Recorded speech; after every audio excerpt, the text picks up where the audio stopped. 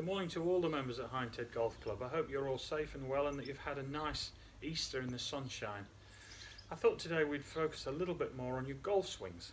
So we're going to start from setup, go through a little bit of posture, and then discuss the route that club takes in that circle around your body, what we call an elliptic circle.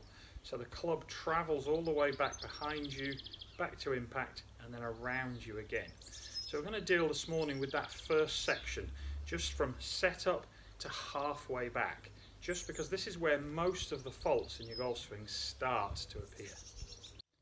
Okay, so let's deal with posture. How do we stand to a golf ball to enable that golf swing to take the right step?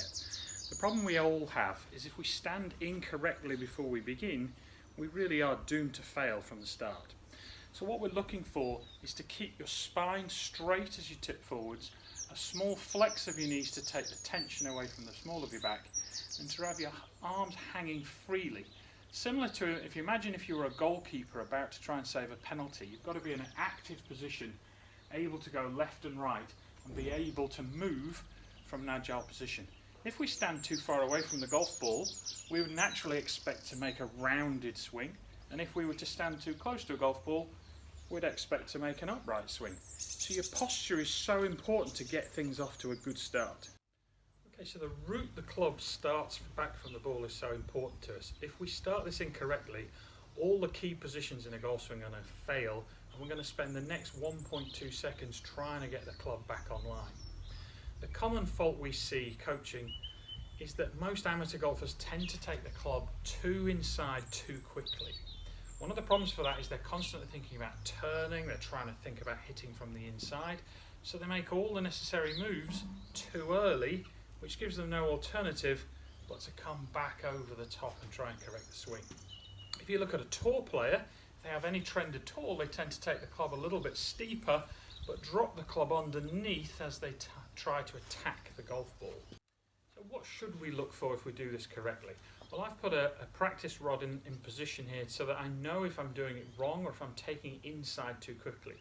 So the objective is to try and take that club back, making the curve only slight, so that as it comes in and slowly joins onto the body line, both the club head, the shaft, the butt of the club, the arm and the shoulder are all in line with my target.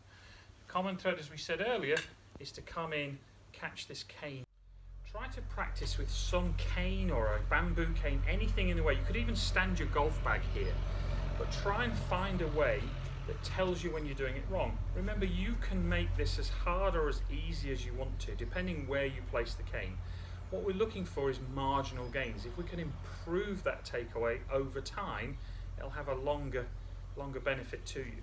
So the idea is to try and stop from hitting that cane until at least you get to waist high. So we're working the club from setup into that position of being parallel, all through that position. What we mustn't do is come in, break too early. Usually that results in turning the shoulders or the forearms too quickly, and we come in and get that club behind us. So practice with the cane, work out some way of setting that club nicely, keeping away from the cane, and get the idea of the club head staying outside the hand line. Remember, you probably won't achieve this, but it's a good feeling to get. So we want the club parallel, but we want to sense that the club feels outside. The toe should have rotated through nearly 90 degrees by the time we've got to this position. So we're setting the club properly, not allowing it to come on that inward.